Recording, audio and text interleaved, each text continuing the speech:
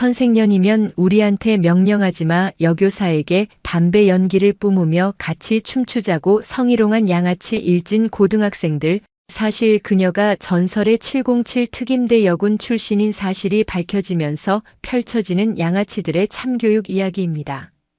잿빛 하늘 아래 바다에서 불어오는 소금기 섞인 바람과 공단에서 넘어온 매캐한 쇠 냄새가 뒤섞이는 도시인 평택. 그 중에서도 가장 낡고 버려진 항만 구역에 자리한 평택진해 고등학교는 지역 사회의 골칫덩어리이자 학생들에게는 마지막 유배지로 통하는 곳이었다.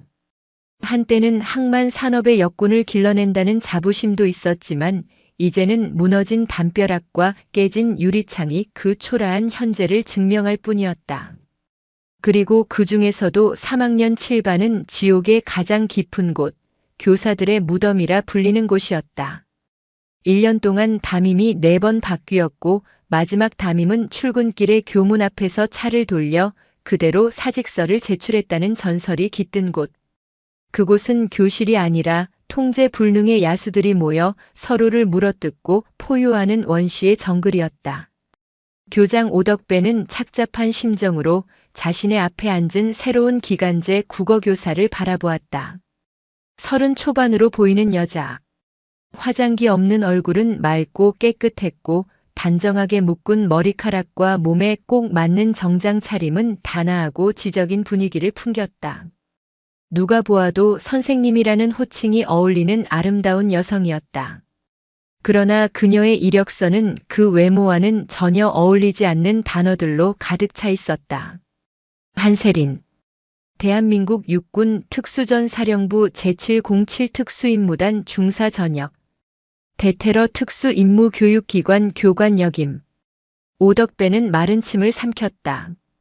차라리 격투기 선수 출신의 우락부락한 남자 교사라면 이해라도 할 텐데 이 가녀린 여성이 과연 그 맹수들의 소굴에서 버텨낼 수 있을까? 한세린 선생님, 오덕배가 어렵게 입을 열었다. 이력서는 잘 봤습니다만 우리 학교, 특히 3학년 7반은 상상하시는 것 이상일 겁니다. 거긴 학교가 아닙니다. 그냥 포기한 아이들이 모여서 사회로 나가기 전까지 시간을 죽이는 곳이죠. 그의 목소리에는 체념과 우려가 깊게 배어 있었다. 그는 한세린이 겁을 먹고 스스로 물러나 주기를 바라는 눈치였다. 하지만 한세린의 눈빛은 미동도 없었다. 오히려 그 깊이를 알 수 없는 검은 눈동자가 오덕배의 불안한 시선을 꿰뚫는 듯 했다. 교장 선생님. 707 부대의 훈련 과정 중 가장 먼저 배우는 것이 무엇인지 아십니까? 글쎄요. 사격술, 침투기술, 생존입니다. 한세린은 나지막하지만 단호한 목소리로 말했다. 어떤 극한의 상황에서도 반드시 살아남는 것. 그것이 모든 임무의 시작이자 끝입니다. 생존이 보장되어야 다음 임무를 완수할 수 있으니까요. 그녀는 책상 위에 놓인 3학년 7반 학생들의 생활기록부 파일을 가볍게 손가락으로 두드렸다. 저는 저 아이들을 통제해야 할 문제아로 보지 않습니다. 그럼 뭐라고 보십니까? 구조가 필요한 조난자들입니다. 사회라는 거대한 작전 구역에 투입되기 전에 길을 잃고 고립된 대원들이죠. 제 임무는 그들을 안전하게 구조하고 스스로 생존할 수 있는 최소한의 기술을 가르쳐주는 겁니다. 오덕배는 더 이상 말을 잇지 못했다. 그녀의 말투는 군대식의 딱딱함이 아니었다. 그것은 수많은 위기 상황을 겪으며 다져진 자의 고요한 확신이었고 모든 상황을 자신의 통제하에 두려는 지휘관의 언어였다. 그는 더 이상 그녀를 말릴 수 없다는 것을, 아니, 말려서는 안 된다는 것을 직감했다. 그는 그저 서랍에서 3학년 7반 교실 열쇠를 꺼내 그녀에게 건넬 뿐이었다. 한세린은 교장실을 나와 3학년 7반으로 향했다. 복도는 쥐 죽은 듯 조용했지만 교실 문틈으로 새어나오는 희미한 담배 연기와 나직한 욕설들이 그 안의 상황을 짐작하게 했다. 그녀는 복도 창가에 서서 잠시 숨을 골랐다. 눈앞에 펼쳐진 잿빛 항만의 풍경. 컨테이너를 실어 나르는 거대한 크레인과 정박해 있는 낡은 화물선들. 저마다의 사연을 싣고 거친 바다를 떠도는 배들처럼 교실 안의 아이들도 저마다의 무거운 짐을 지고 위태로운 항해를 하고 있을 터였다. 그녀의 머릿속에 과거의 기억이 스쳤다. 자신과 너무도 닮아 있었던 세상에 대한 분노와 자격지심으로 가득 찼던 한 부사관 후보생의 얼굴. 그를 더 강하게 만들어야 한다는 자신의 오만과 욕심이 결국 그를 벼랑 끝으로 내몰았던 뼈아픈 실패. 그녀는 군복을 벗었고 그 죄책감의 무게를 짊어진 채 이곳으로 왔다. 다시는 그런 실수를 반복하지 않기 위해. 강하게 만드는 것이 아니라 함께 버텨주기 위해. 한세리는 깊게 숨을 들이마셨다. 비릿한 바다 냄새와 먼지 냄새가 폐부 깊숙이 파고들었다.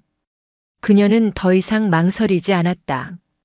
손에 쥔 차가운 금속 열쇠의 감촉을 느끼며 지옥의 문이라 불리는 3학년 7반의 문고리를 잡았다.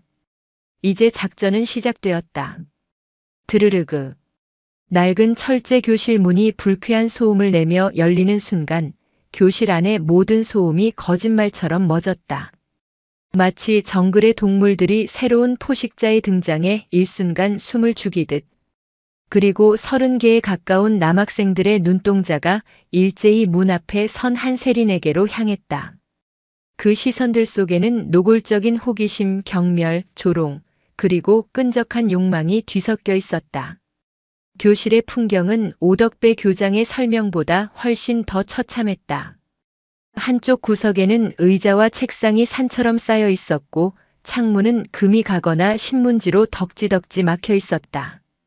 벽에는 차마 입에 담기 힘든 욕설과 음란한 그림들이 가득했다. 교실 전체에 퀴퀴한 땀 냄새와 음식물 쓰레기 썩는 냄새, 그리고 역한 담배 냄새가 진동했다. 이곳은 교실이 아니라 전쟁이 휩쓸고 간 폐허였다. 한세리는 그 모든 풍경과 시선들을 아무렇지 않게 받아내며 천천히 교탁으로 걸어갔다. 또각또각 울리는 그녀의 구두 소리만이 정적을 갈랐다. 그녀가 교탁 앞에 서자 멈췄던 야유와 휘파람 소리가 다시 터져나왔다. 이야, 이번엔 존나 예쁜데? 선생님, 나랑 연애할래요? 내가 밤에는 잘하는데. 3개월 버티면 내 전 재산 건다.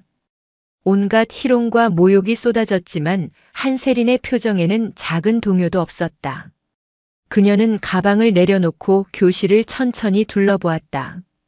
아이들의 서열과 관계, 그리고 그 안의 역학관계를 파악하려는 듯 그녀의 시선은 빠르고 정확하게 움직였다. 뒷자리에 비스듬히 앉아 팔짱을 낀 채 사냥감을 관찰하는 맹수처럼 그녀를 응시하는 남학생. 서늘한 눈매와 다부진 체격, 주변의 다른 학생들이 무의식적으로 그의 눈치를 살피는 것으로 보아 저 녀석이 이 반의 실질적인 서열 1위 권시혁이라는 것을 짐작할 수 있었다. 그리고 그의 옆에서 입에 담배를 문 채 노골적인 비웃음을 흘리고 있는 덩치 큰 학생. 저 녀석이 행동대장 격인 마강철일 것이다. 바로 그때 마강철이 자리에서 일어났다. 그는 입에 문 담배를 빼지도 않은 채 구석에 있던 대걸레를 들고 한세린에게 다가왔다. 새로 오신 담임 선생님? 우리 반에 오셨으면 신고식은 해야지. 마강철이 능글맞게 웃으며 대걸레를 한세린의 앞으로 내밀었다. 희뿌연 담배 연기가 그녀의 얼굴로 뿜어졌다. 나랑 블루스 타임 어떠실까? 영광인 줄 알라고. 교실 안에 몇몇 아이들이 낄낄거리며 환호했다. 권시혁은 여전히 팔짱을 낀 채 흥미롭다는 듯 그 광경을 지켜보고 있었다. 그것은 새로운 담임의 길을 걷고 이 교실의 왕이 누구인지를 명확히 보여주려는 그들만의 의식이었다. 한세리는 자신을 향해 내밀어진 더러운 대걸레와 마강철의 조롱기 가득한 얼굴을 번갈아 보았다. 그리고는 나지막이 하지만 모두가 들을 수 있을 만큼 또렷하게 말했다. 난 블루스보다 탱고를 더 좋아하는데. 뭐? 마강철이 되묻는 순간 한세린의 몸이 번개처럼 움직였다. 그녀는 마강철의 담배를 든 손과 대걸레를 든 손목을 동시에 잡아챘다. 그리고 한치의 망설임도 없이 그의 팔을 등 뒤로 꺾어 올렸다. 뚝 하는 소리와 함께 마강철의 입에서 비명이 터져 나왔다. 으악! 단 3초. 거구의 마강철은 힘 한 번 써보지 못하고 한세린의 가녀린 팔에 제압당해 무릎을 꿇었다. 그녀는 꺾인 팔을 놓아주지 않은 채 고통으로 일그러진 그의 귓가에 차갑게 속삭였다. 이게 탱고의 기본 스텝이야. 리드하는 사람이 있으면 파트너는 닥치고 따라와야지. 안 그래? 교실은 얼음물을 끼얹은 듯 순식간에 조용해졌다. 아이들의 얼굴에서 조롱과 비웃음이 사라지고 경악과 공포가 그 자리를 대신했다. 권시혁조차도 처음으로 흥미롭다는 표정을 거두고 날카로운 경계심을 드러냈다. 한세리는 마강철을 교탁 앞에 내팽개치듯 놓고는 얼어붙은 교실 전체를 향해 선포했다. 오늘부터 너희들의 담임이 된 한세린이다. 잘 들어. 여기는 더 이상 폐수 처리장이 아니야. 오늘부로 여기는 내 작전 구역이다. 그리고 내 구역에서는 내 규칙을 따른다. 불만 있나? 아무도 대답하지 못했다. 그녀는 천천히 권시혁에게로 다가갔다. 권시혁은 자리에서 일어나지 않은 채 여전히 그녀를 쏘아보고 있었다.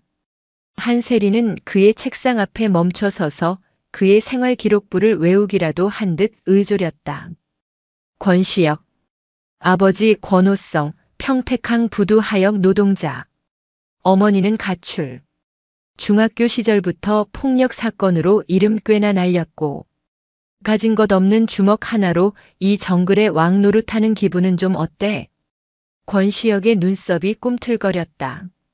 입으로 하는 건 자신 있나 보네. 그런데 그 입 보통은 가진 게 없거나 겁이 많은 녀석들이 마지막으로 휘두르는 무기지. 한세리는 몸을 숙여 권시혁과 눈을 맞췄다.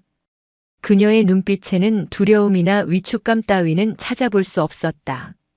오직 상대를 완벽하게 분석하고 꿰뚫어보는 지휘관의 냉철함만이 존재했다. 똑똑히 들어. 앞으로 나 한세린에게 그리고 이 교실의 그 누구에게든 성적 모욕이나 인격적 모독을 하는 자는 내가 직접 인간이 무엇인지 다시 가르쳐 주겠다.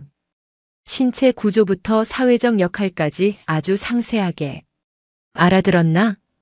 그녀의 마지막 경고는 권시혁을 향한 것이었지만 교실 안의 모든 학생들의 심장에 서늘하게 박혔다. 평택 지내고 3학년 7반이라는 이름의 정글에 새로운 포식자가 아니라 질서 그 자체를 상징하는 여왕이 등극한 순간이었다. 첫날의 충격요법은 효과가 있었다. 교실의 물리적인 소음은 거짓말처럼 줄어들었다. 대놓고 담배를 피우거나 소리를 지르는 학생은 없었다. 하지만 그것은 복종이 아니었다. 아이들은 여전히 나를 세운 채 새로운 담임 한세린이라는 존재를 경계하며 관망하고 있었다. 언제 이빨을 드러낼지 모르는 맹수들처럼 그들은 조용히 그녀의 다음 행동을 기다렸다. 한세린은 서두르지 않았다. 그녀에게 3학년 7반 아이들은 제압해야 할 적이 아니라 구조해야 할 표적들이었다. 작전의 기본은 정찰과 정보 수집. 그녀는 수업 시간과 쉬는 시간을 이용해 아이들 한 명 한 명을 집요하게 관찰했다. 그들의 말투, 눈빛, 무심코 하는 행동, 그리고 그들 사이의 미묘한 관계도까지 모든 것을 머릿속에 데이터로 저장했다. 국어 시간 그녀는 현대시가 적힌 유인물을 나누어 주었다. 딱딱한 이론 설명 대신 가장 마음에 와닿는 구절 하나를 고르고 그 이유나 느낌을 자유롭게 적어보라고 했다. 대부분의 아이들은 귀찮다는 듯 낙서를 하거나 엎드려 잠을 잤다. 권시혁은 창밖만 바라볼 뿐이었고 마강철은 멍하니 허공을 응시했다. 한세리는 천천히 교실을 돌며 아이들의 유인물을 훑어보았다. 그러다 교실 맨 뒤 창가 구석 자리에 앉은 한 학생의 유인물 앞에서 그녀의 발걸음이 멈췄다. 아이의 이름은 유진우. 생활기록부에는 특이사항이 거의 없는 조용하고 내성적인 학생으로 기록되어 있었다. 유진우는 인기척에 놀라 화들짝 어깨를 움츠리며 고개를 숙였다. 그의 유인물에는 단 한 문장이 적혀 있었다. 투명해지고 싶다. 그것은 시에 대한 감상이 아니었다. 그것은 존재 자체를 지워버리고 싶다는 절규에 가까운 소원이었다. 한세린의 시선이 유진우에게 향했다. 길게 자란 앞머리가 얼굴을 가리고 있었고 잔뜩 움츠린 어깨는 마치 세상의 모든 공격으로부터 자신을 방어하려는 듯 보였다. 그는 교실 안에서 유령처럼 존재했다. 누구도 그에게 말을 걸지 않았고 그 또한 누구와도 눈을 마주치지 않았다. 쉬는 시간 한세리는 유진우의 행동을 유심히 관찰했다. 아니나 다를까 마강철 무리가 유진우의 자리로 다가갔다. 그들은 아무렇지 않게 유진우의 가방을 뒤져 지갑에서 돈을 꺼내고 그의 어깨를 밀치며 낄낄거렸다. 유진우는 아무런 저항도 하지 않았다. 그저 고개를 숙인 채 그 상황이 빨리 지나가기만을 기다릴 뿐이었다. 그는 이 교실의 공식적인 먹이였다. 수업이 끝난 후 한세리는 유진우를 교무실 옆 상담실로 불렀다. 유진우는 혹시 자신이 잘못한 것이라도 있냐는 듯 잔뜩 겁에 질린 표정으로 그녀를 따라왔다. 앉아. 한세리는 딱딱한 의자를 가리켰다. 유진우가 마지못해 자리에 앉자 그녀는 그의 앞에 유인물을 내려놓았다. 투명해지고 싶다 이게 무슨 뜻이지? 그냥 시를 읽다가 그런 생각이 들어서. 유진우는 웅얼거리며 시선을 피했다. 한세리는 더 이상 캐묻지 않았다. 대신 군대에서 사용하는 작전 지도처럼 상담실의 화이트보드에 무언가를 그리기 시작했다. 그녀는 중앙에 유진우라고 쓰고 그 주변으로 마강철 무리, 따돌림, 폭력, 고립 같은 단어들을 나열하며 선으로 연결했다. 이건 내가 보내온 구조 신호야. SOS. 맞나? 유진우는 놀라 고개를 들었다. 처음으로 그의 눈이 한세린의 눈과 마주쳤다. 그의 눈동자는 겁에 질린 작은 동물처럼 심하게 흔들리고 있었다. 나는 구조 요청을 무시하지 않아. 지금부터 고스트 프로토콜을 시작한다. 고스트 프로토콜이요? 그래. 내가 진짜 투명 인간이 되지 않도록 다시 너의 존재를 되찾는 훈련이다. 작전명 고스트. 이해했나? 그녀의 말투는 상담 교사의 부드러운 위로가 아니었다. 그것은 지휘관의 명령이었고 함께 임무를 수행할 대원에게 내리는 작전 브리핑이었다. 유진우는 어리둥절했지만 자신도 모르게 고개를 끄덕였다. 첫 번째 훈련. 지금부터 10초간 나하고 눈을 마주친다. 시선 피하지 말고. 한세리는 손목시계를 보며 시간을 쟀다. 유진우는 당황했지만 자신을 똑바로 꿰뚫어보는 그녀의 시선을 피할 수 없었다. 1초, 2초 처음에는 불안하게 흔들리던 그의 눈동자가 점차 안정을 찾아갔다. 누군가와 이렇게 오랫동안 눈을 마주친 것이 얼마 만인지 기억도 나지 않았다. 10초가 지났을 때 유진우의 뺨으로 뜨거운 눈물 한 방울이 흘러내렸다. 좋아. 첫 번째 훈련 성공. 내 안에는 분명히 버틸 힘이 있어.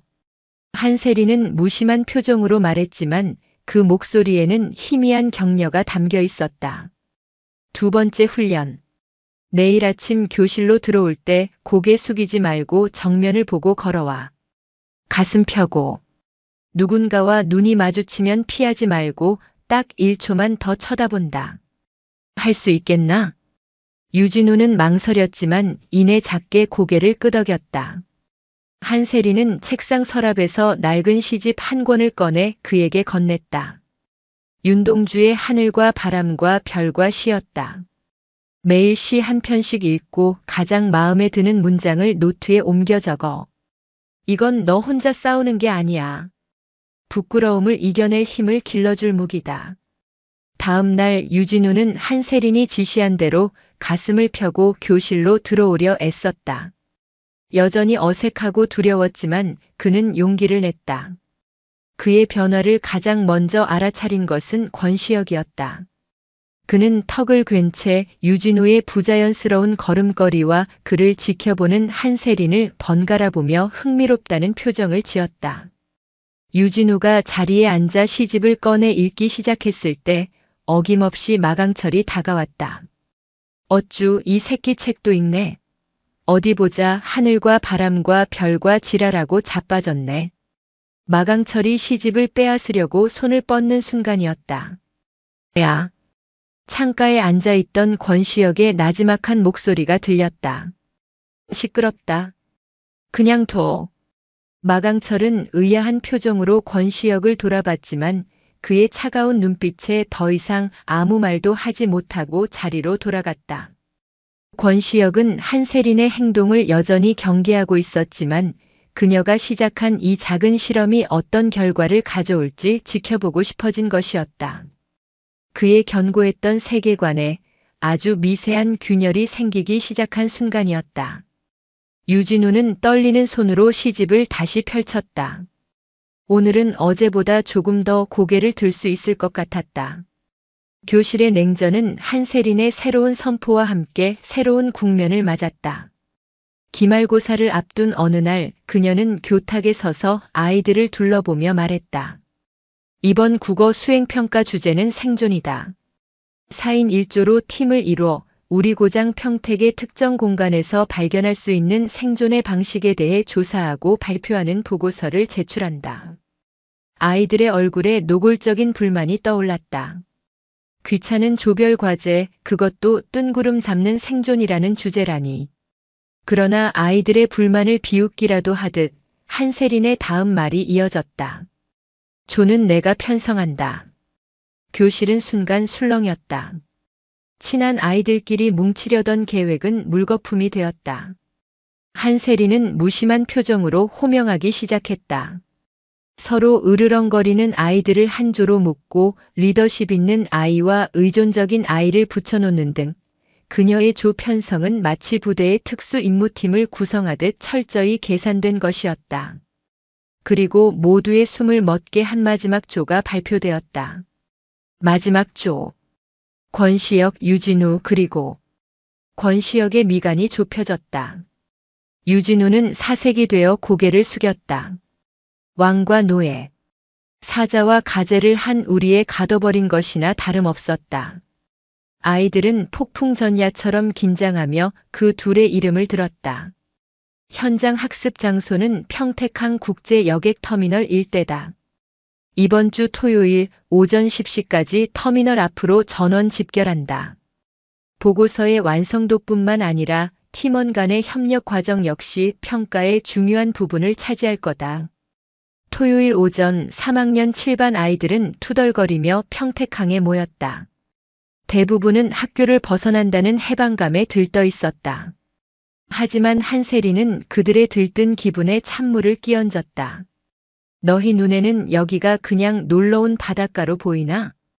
그녀는 거대한 화물선과 쉴 새 없이 움직이는 크레인, 그리고 멀리 보이는 공단의 굴뚝들을 가리켰다. 저 배들은 수만 톤의 짐을 싣고 거친 파도와 싸우며 살아남기 위해 항해한다. 저 크레인 기사들은 단 한 번의 실수도 없이 저 무거운 컨테이너를 옮겨야 가족을 먹여 살릴 수 있어. 저 공장의 노동자들은 뜨거운 쇳물 앞에서 매일 생존을 건 사투를 벌인다. 이곳 평택항은 낭만적인 공간이 아니야. 하루하루를 치열하게 살아남으려는 사람들의 처절한 격전지다. 너희가 오늘 찾아야 할 생존은 바로 저런 것들이다. 아이들은 입을 다물었다. 그들의 눈에 비치던 바다는 더 이상 낭만적이지 않았다. 권시혁 조는 시작부터 삐걱거렸다. 권시혁은 아무 말 없이 앞서 걸었고 유진우는 주눅이 들어 멀찍이서 그를 따랐다. 나머지 2명의 조원들도 두 사람의 눈치만 살필 뿐이었다. 권시혁은 이런 상황 자체가 짜증이 났다. 특히 걸음이 느린 유진우를 보자 화가 치밀었다. 야! 권시혁이 걸음을 멈추고 유진우를 쏘아봤다. 일부러 그러냐? 불쌍한 척해서 선생 관심이라도 끌려는 거냐고. 내가 그렇게 빌빌거리니까 마강철 같은 새끼들이 더 신나서 날뛰는 거 몰라? 진짜 병신 같아. 독설이 비수처럼 날아와 박혔다. 평소 같았으면 고개를 숙이고 죄송하다고 말했을 유진우였다. 하지만 그의 안에서 무언가 툭 하고 끊어졌다. 한세린과의 눈맞춤 훈련, 매일 아침 가슴을 펴고 걷던 연습, 그리고 윤동주의 시를 읽으며 스스로를 다잡았던 시간들. 그 작은 용기의 씨앗들이 마침내 싹을 틔운 순간이었다. 그만 하라고. 모두가 놀라 유진우를 쳐다봤다. 목소리는 모기만하게 작았지만 그 안에는 분명한 저항의 의지가 담겨 있었다. 뭐? 이 새끼가 진짜. 권시혁이 유진우에게 다가서려는 순간 예상치 못한 일이 벌어졌다. 터미널 인근 주차장에서 고성과 함께 험악한 분위기가 연출된 것이다. 시선을 돌리자 술에 취한 중년 남자가 젊은 무리에게 멱살을 잡혀 있었다. 그리고 그 남자는 다름 아닌 권시혁의 아버지였다. 이 영감탱이가 진짜 죽고 싶나? 어디서 술주정이야? 평택항 인근을 어슬렁거리는 진해고 중퇴생들이 주축이 된 서부항 연합이라는 무리였다. 그들은 권시혁의 아버지를 둘러싸고 위협하고 있었다. 권시혁의 얼굴이 싸늘하게 굳었다. 자신의 가장 치욕스러운 부분을, 그것도 유진우와 다른 반 아이들 앞에서 들켜버린 것이다. 그는 분노와 수치심에 몸이 굳어 움직일 수 없었다. 바로 그때 한세린이 나타났다.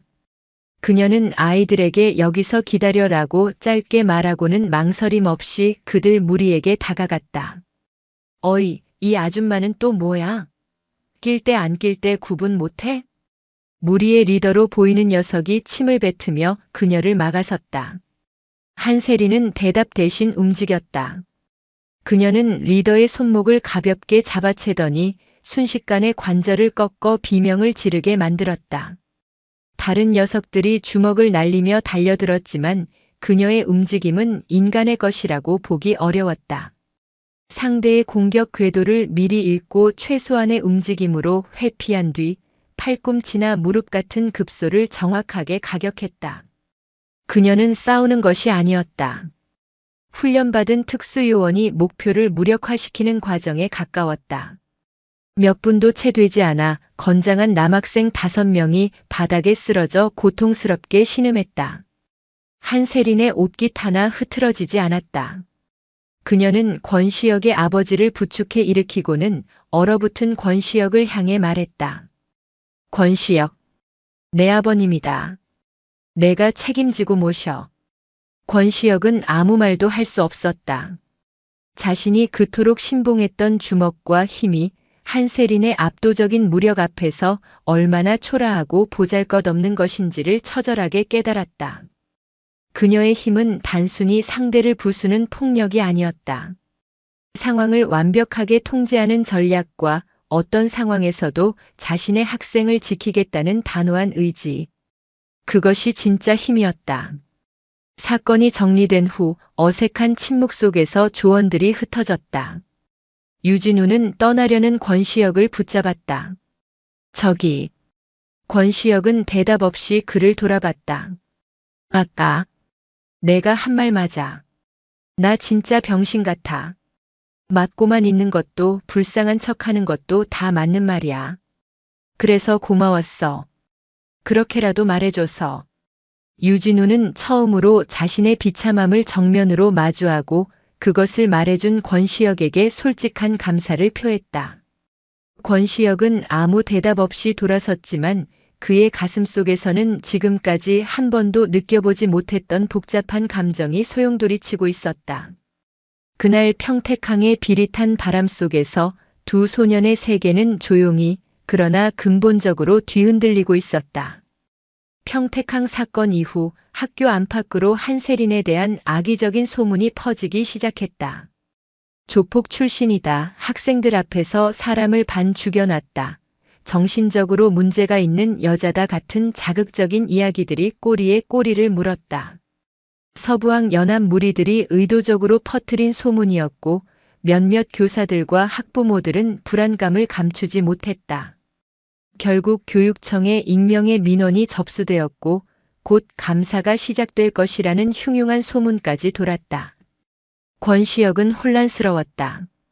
평택항에서 본 한세린의 모습은 단순한 폭력 교사의 그것이 아니었다.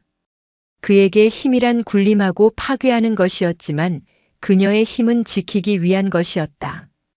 그는 그 차이를 이해할 수 없었고 그 이질감에 계속 마음이 쓰였다. 그날 하교 후 권시혁은 아무도 없는 교무실에 홀로 남아있는 한세린을 찾아갔다.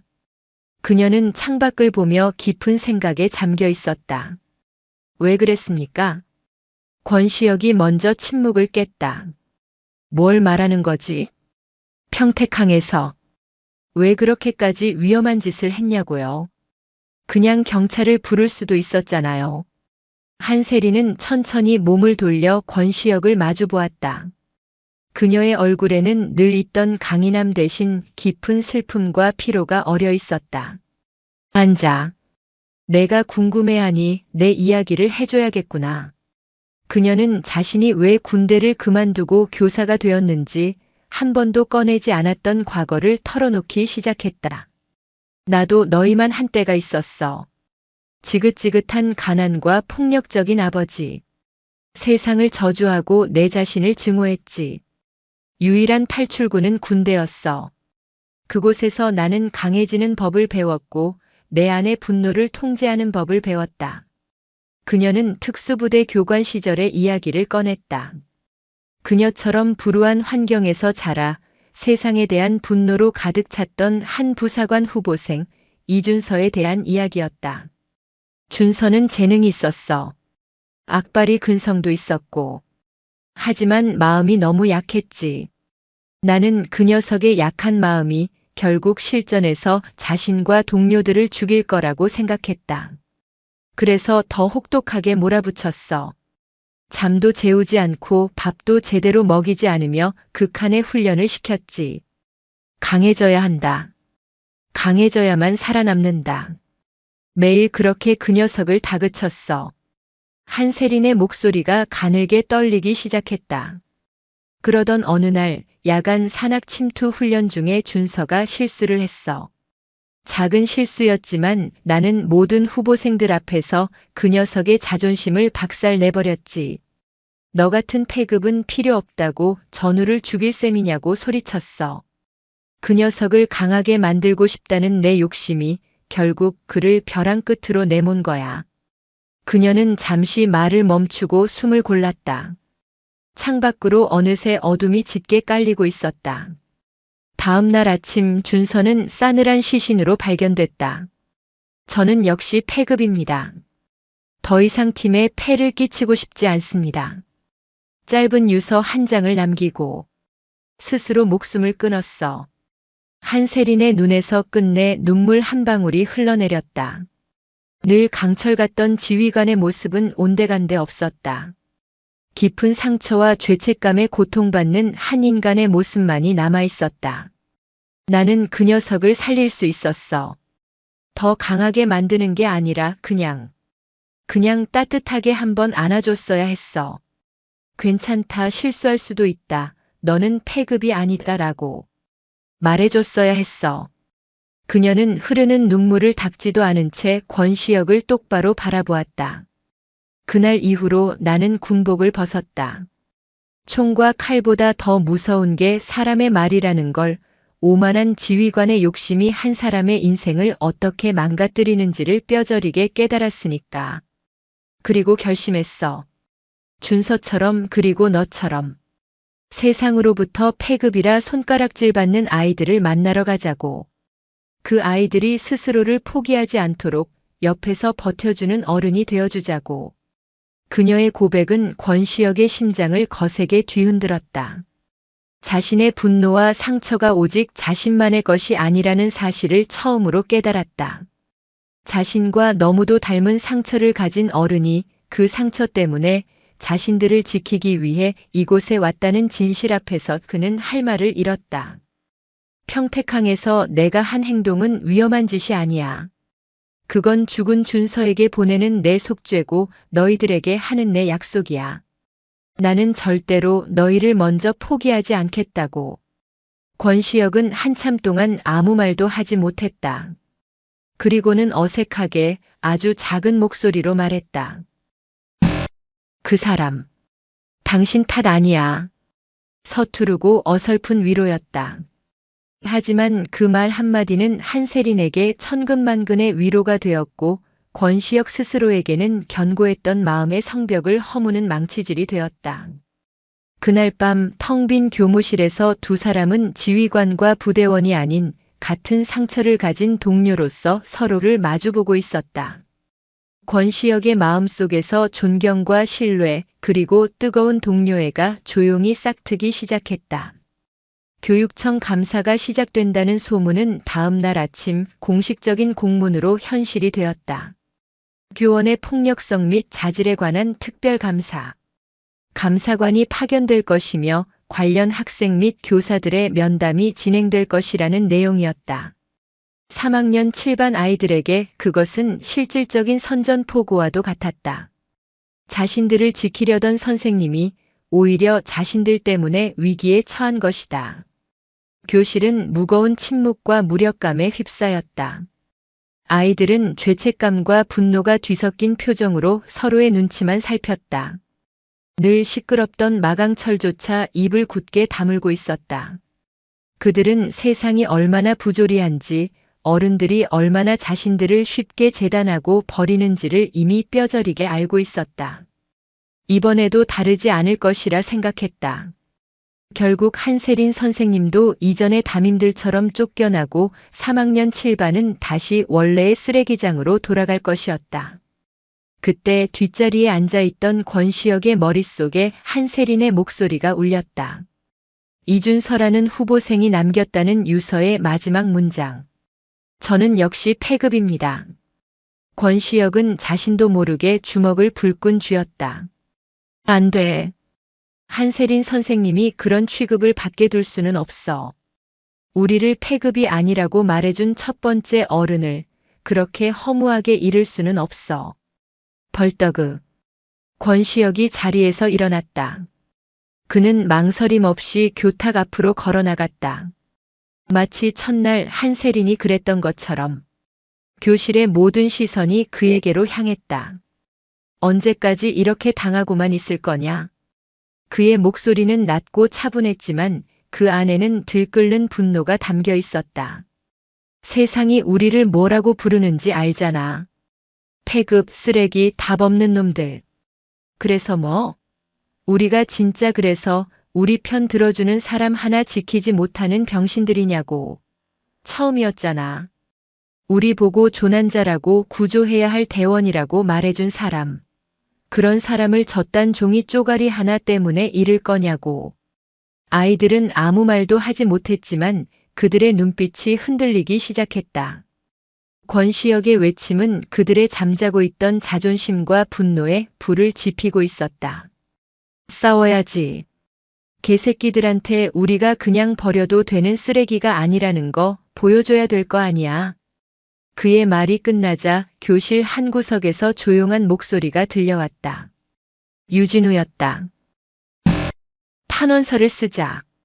모두의 시선이 유진우에게 쏠렸다. 그는 자리에서 일어나 이전과 달리 사람들의 시선을 피하지 않고 말했다. 우리가 겪었던 일, 선생님이 우리에게 어떤 분이었는지, 우리가 어떻게 변해가고 있는지, 그걸 글로 써서 교육청에 제출하는 거야. 우리의 목소리를 직접 들려주는 거야. 권시혁은 유진우를 잠시 바라보았다.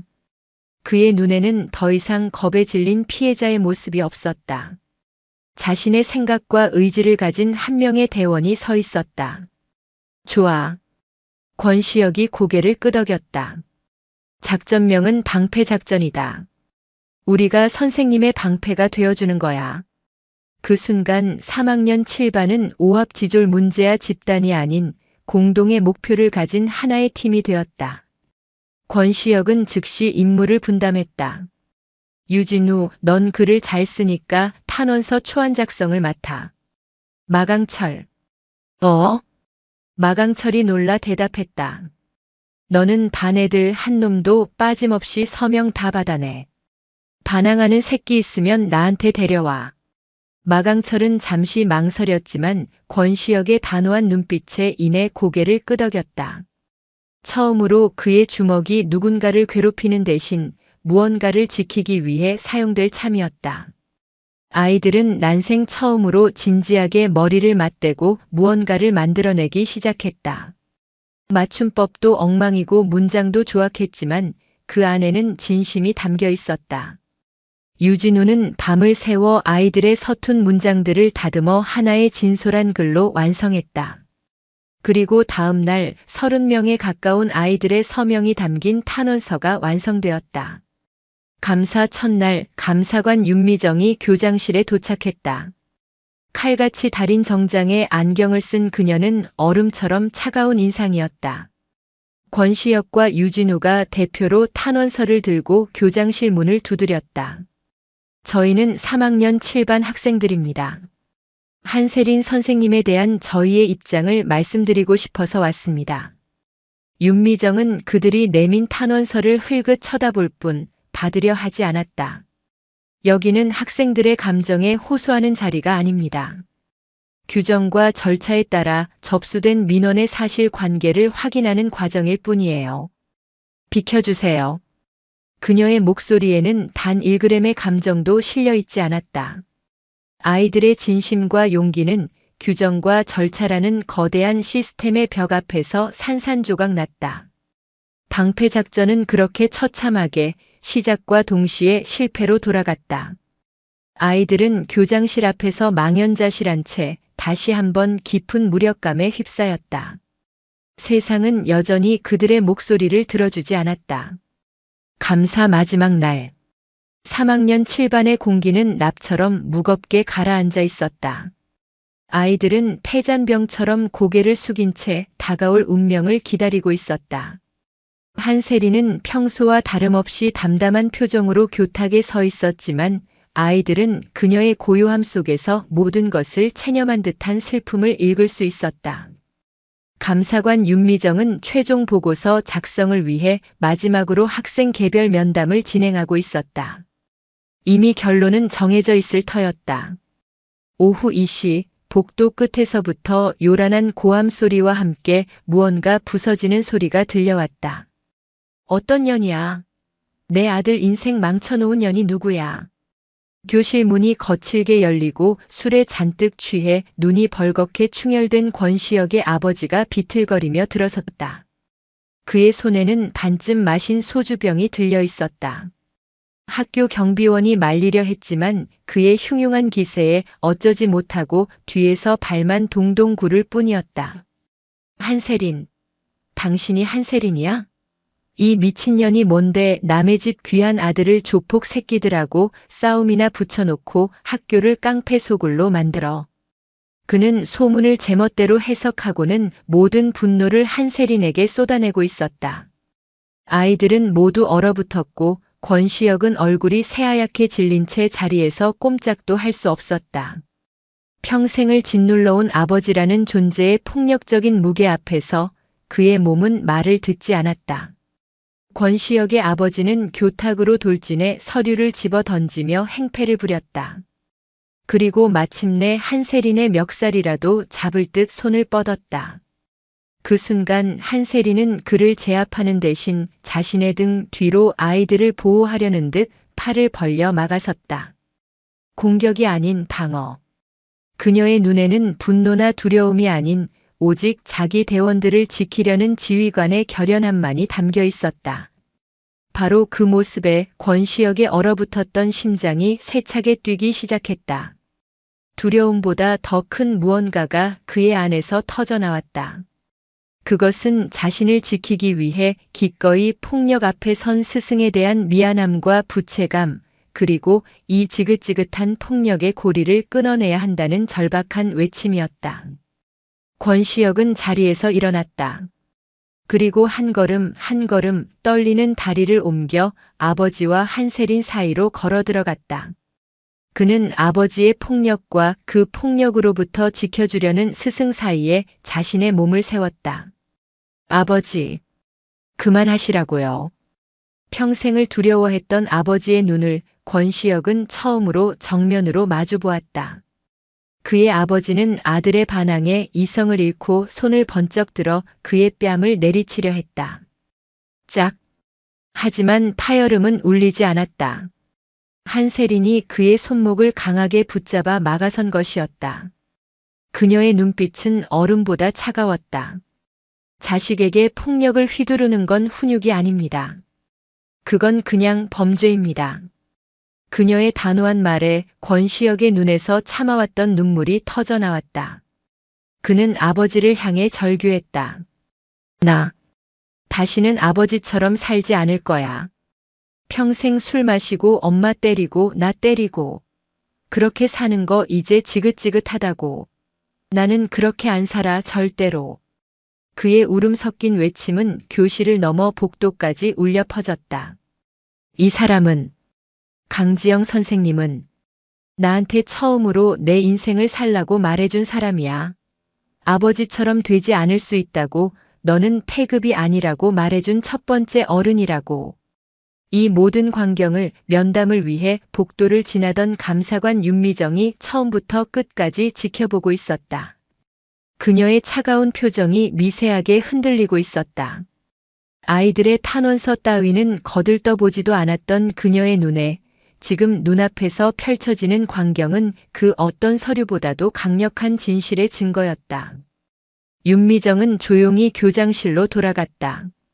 그리고 그녀는 방금까지 작성하고 있던 한세린 교사의 폭력성 및 자질 부족에 대한 감사 결과 보고서 초안을 집어들었다. 그리고 망설임 없이 그것을 갈기갈기 찢어버렸다. 옆에 있던 교장이 놀라 쳐다보자 그녀는 창밖에 3학년 7반 교실을 바라보며 나지막이 말했다. 방금 저는 무너진 한 가정이 그리고 그 안에서 상처받은 한 아이가 학교라는 공간 안에서 한 선생님의 도움으로 스스로 일어서는 순간을 목격했습니다. 그녀는 찢어버린 보고서 대신 새로운 제목의 보고서를 구상하기 시작했다. 위기 학생에 대한 새로운 교육적 접근 방식의 필요성 및 지원 방안에 대하여. 시스템의 서류는 때로는 이처럼 살아있는 진실 앞에서 힘없이 찢겨 나가기도 하는 것이었다. 감사가 무사히 종결된 후 3학년 7반에는 어색하지만 새로운 질서가 자리 잡기 시작했다. 권시혁은 더 이상 폭군이 아니었다. 그는 혼란스러운 왕국을 물려받은 젊은 왕처럼 때로는 묵묵히 교실을 둘러보며 새로운 질서를 유지하려 애썼다.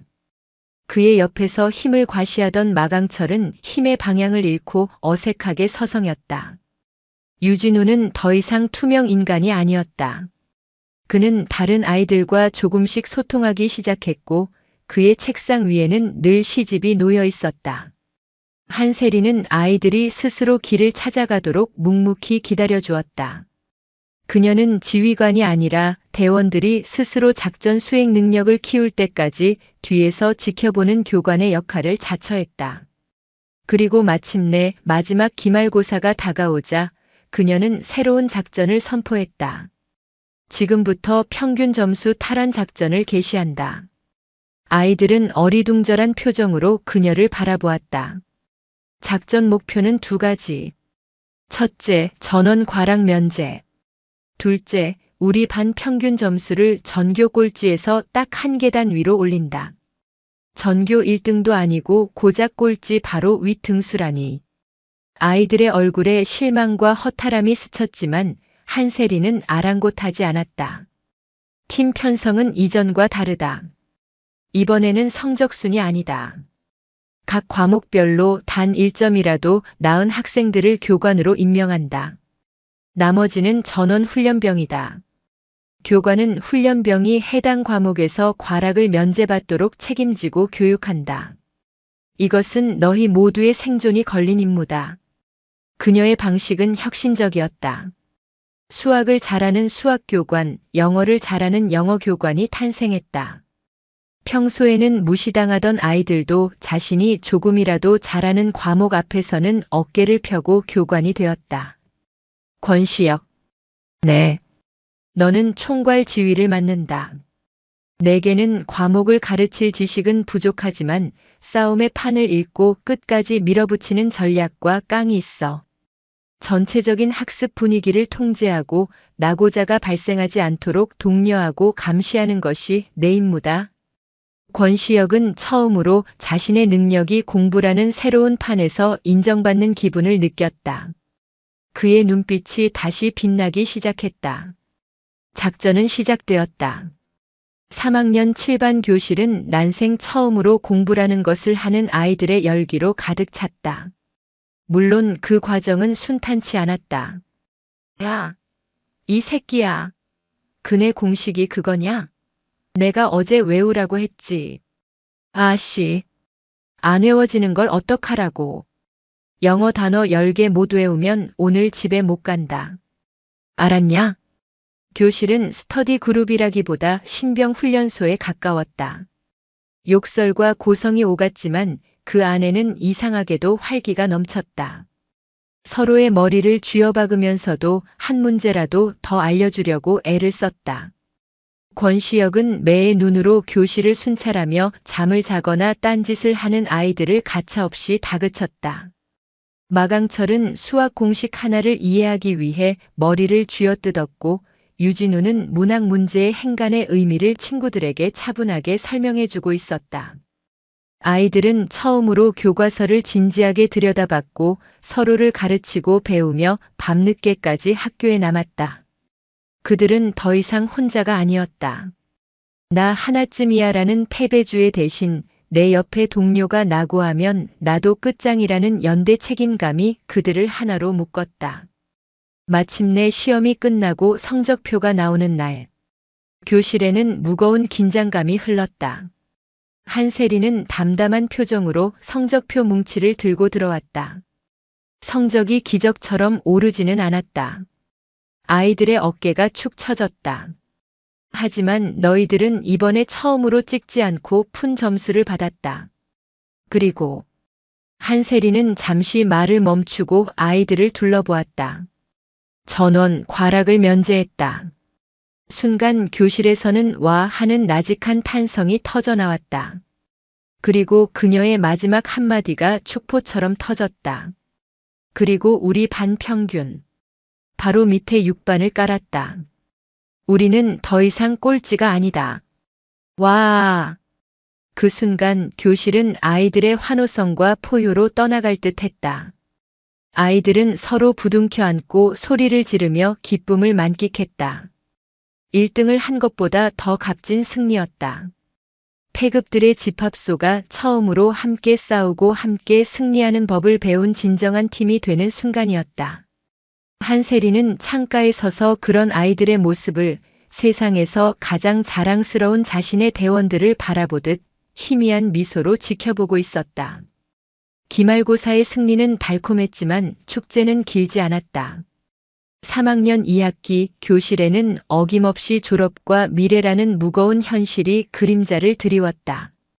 대학 원서를 쓰는 몇몇을 제외하고 대부분의 아이들은 책상에 엎드려 무기력한 시간을 보냈다. 어차피 졸업하면 부두에 가거나 공장에 가겠지. 나 같은 놈이 뭘 하겠어. 꼴찌 탈출의 성취감은 막막한 미래에 대한 불안감 앞에서 희미해져 가고 있었다. 패급이라는 자기 낙인이 다시 고개를 들고 있었다. 한세리는 이 새로운 적의 등장을 놓치지 않았다. 그녀는 어느 날 종례 시간에 교실 칠판에 큰 글씨로 새로운 작전명을 썼다. 진로 탐색 작전 각자 자신의 좌표를 확보하라. 지금까지 우리는 눈앞의 적과 싸워왔다. 하지만 이제부터는 보이지 않는 적, 미래와의 싸움을 시작해야 한다. 너희들은 모두 다른 무기와 다른 능력을 가지고 있어. 중요한 건 남들과 같은 목적지를 향해 가는 게 아니라 너희 각자가 가진 무기를 가장 잘 활용할 수 있는 전장을 찾는 것이다. 지금부터 자신의 무기가 무엇인지 보고서를 작성해 나에게 개별 면담을 신청하도록. 아이들은 자신의 무기라는 말에 어리둥절했다. 그들에게 자신은 무기력하고 쓸모없는 존재일 뿐이었다. 하지만 한세린의 명령은 단호했다. 가장 먼저 면담을 신청한 것은 의외로 마강철이었다. 그는 쭈뼛거리며 상담실로 들어왔다. 선생님, 저는 아무리 생각해도 제 무기가 뭔지 모르겠습니다. 그냥 힘만 센 바보인 것 같은데. 한세리는 그의 파일을 내려다보며 말했다. 마강철, 내 무기는 힘이 맞아. 하지만 지금까지 너는 그 무기를 통제하지 못하고 아무데나 휘둘렀지. 진짜 강한 힘은 파괴하는 힘이 아니라 지키는 힘이다. 한세리는 자리에서 일어나 그를 체육관으로 데려갔다. 그리고는 아무 말 없이 스파링을 제안했다. 마강철은 당황했지만 이내 링 위로 올라섰다. 결과는 뻔했다. 그는 힘에서 압도적이었지만 단 한 번도 한세린을 제대로 공격하지 못했다. 한세린은 그의 힘의 흐름을 역이용하고 빈틈을 파고들어 그를 손쉽게 제압했다. 봐. 힘만으로는 안 돼. 그걸 통제할 기술과 정신력이 필요해.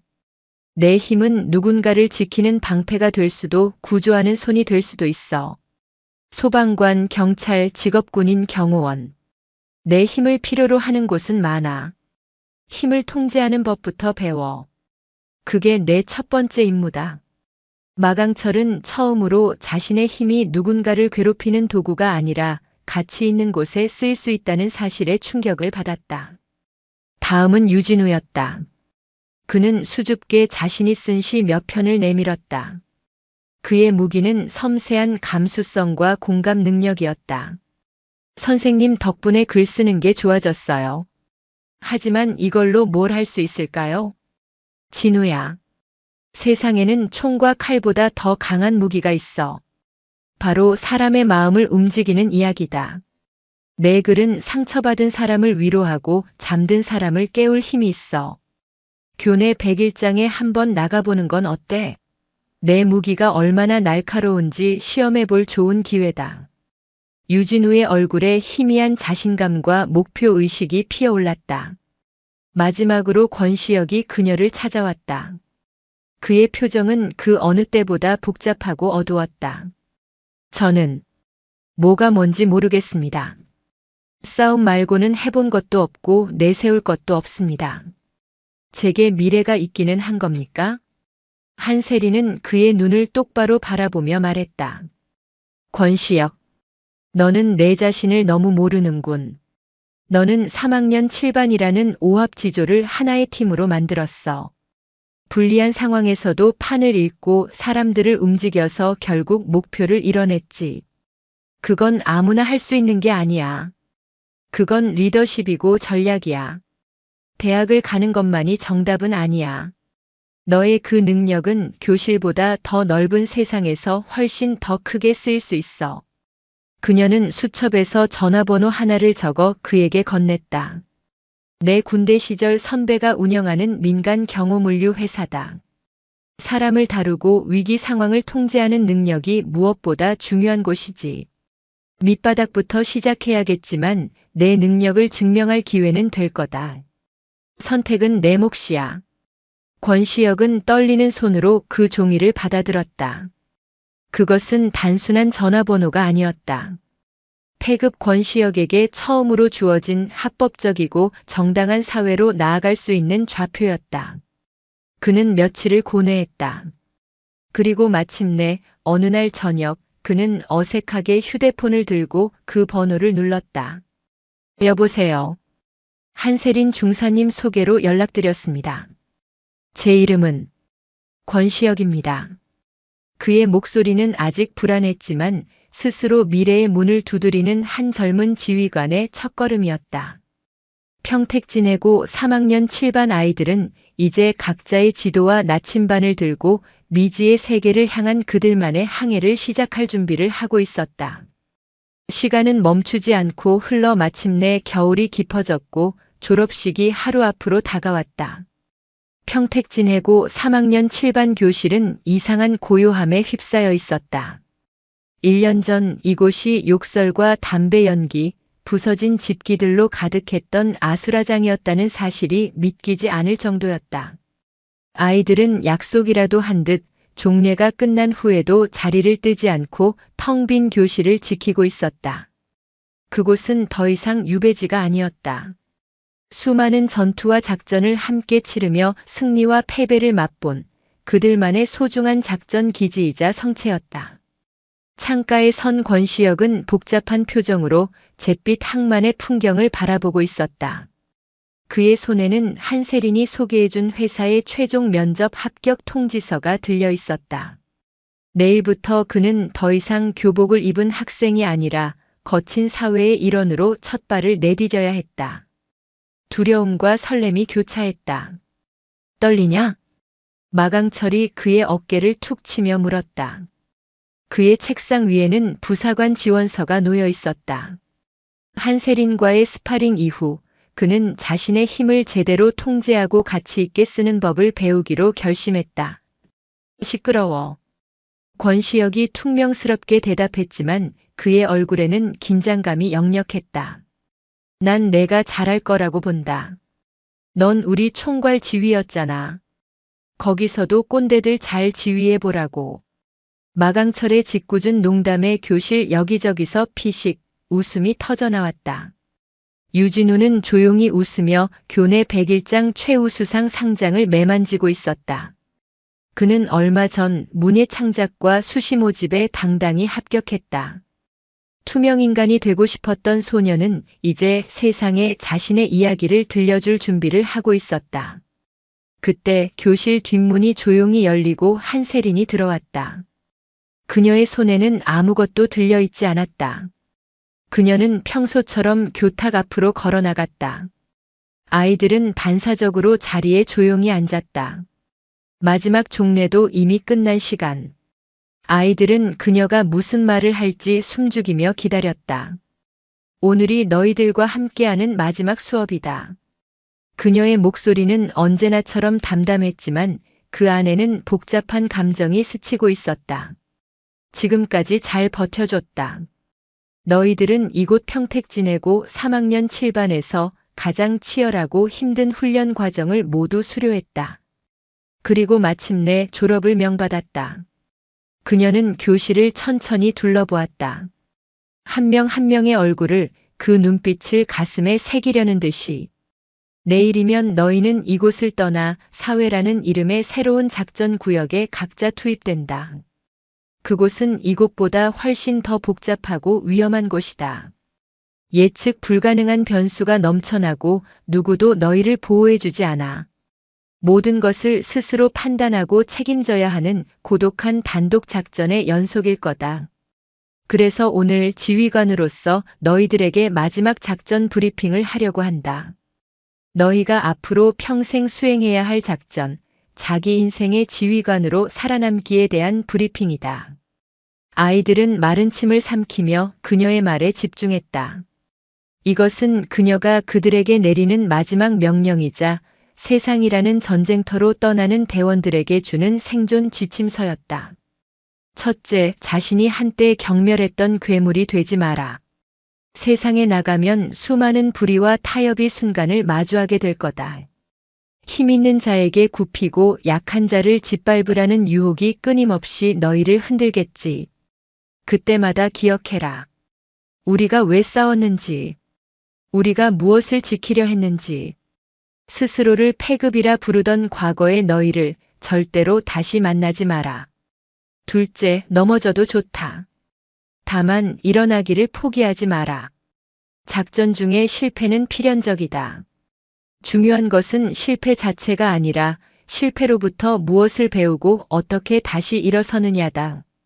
실패는 끝이 아니라 다음 작전을 위한 귀중한 데이터다. 넘어졌을 때 자신의 상처를 똑바로 들여다볼 용기만 있다면 너희는 이전보다 훨씬 더 강해질 수 있다. 마지막 셋째, 만약 길을 잃고 고립되었다면 구조 신호를 보내는 것을 부끄러워하지 마라. 혼자 모든 것을 짊어지려는 오만함이 가장 위험한 적이다. 힘들면 힘들다고 도와달라고 소리쳐라. 너희 주변에는 분명히 그 신호를 보고 달려와 줄 동료가 있을 거다. 그리고 너희 또한 동료의 구조 신호를 절대 외면하지 않는 대원이 되어라. 그녀의 말이 끝나자 교실에는 깊은 침묵이 흘렀다. 그것은 그녀가 3학년 7반에 부임한 첫날의 그 공포스러운 침묵과는 달랐다. 지휘관의 마지막 명령을 가슴 깊이 새기는 대원들의 결연한 침묵이었다. 이상. 브리핑을 마친다. 너희 모두의 건투를 빈다. 한세리는 짧게 경례를 붙이고는 교실을 나갔다. 아이들은 한참 동안이나 자리에서 일어나지 못했다. 다음 날 졸업식장. 평택진 해고의 마지막 축제는 소란스럽고 들떠 있었다. 하지만 3학년 7반 학생들은 유독 조용했다. 그들은 흐트러짐 없는 자세로 마치 사열을 받는 군인들처럼 자리를 지키고 있었다. 그 모습을 지켜보는 교장 오덕배의 얼굴에 만감이 교차했다. 그는 단상에 올라 마이크를 잡았다. 특히 올 한 해 우리 모두에게 큰 가르침을 준 한 학급이 있었습니다. 그들은 우리에게 포기하지 않는 것의 가치를, 함께 싸우고 함께 일어서는 것의 위대함을 보여주었습니다. 오늘 이 자리를 빌려 3학년 7반 학생들과 그들을 끝까지 이끌어준 한세린 선생님께 깊은 감사의 말씀을 전합니다. 이례적인 교장의 발언에 강당이 술렁였다.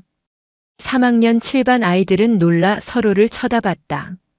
그때 시상식 순서에서 사회자가 외쳤다. 교내 문예 101장 최우수상 3학년 7반 유진우. 그 순간 7반 아이들 사이에서 폭발적인 환호와 박수가 터져나왔다. 그들은 마치 자신들이 상을 받은 것처럼 소리를 지르며 유진우의 등을 떠밀었다. 어깨를 움츠리며 단상으로 걸어나가는 유진우의 모습은 폐급 집합소가 일궈낸 가장 눈부신 기적의 증거였다. 모든 식이 끝나고 아이들은 졸업장을 손에 든 채 텅 빈 3학년 7반 교실로 다시 모였다. 교실에는 한세린이 그들을 기다리고 있었다. 권시혁이 대표로 나서 커다란 액자를 그녀에게 내밀었다.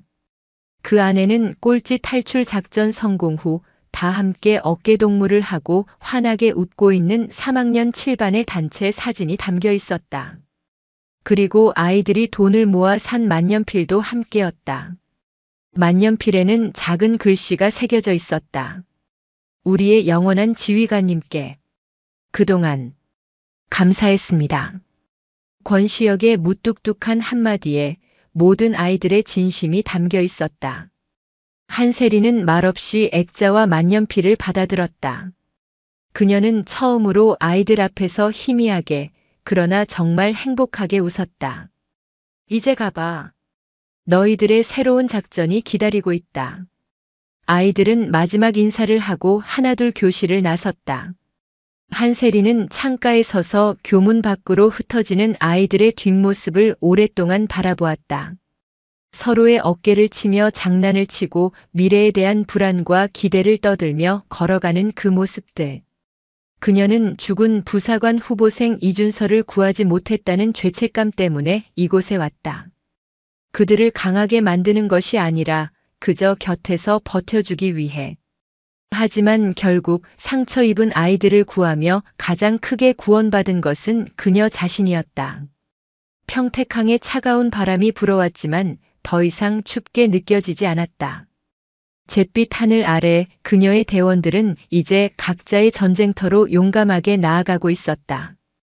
인천 항만고 2학년 8반의 인간 개조 작전은 끝났다. 아니 3학년 7반 그녀의 자랑스러운 대원들의 진짜 성장은 바로 지금부터 시작될 터였다.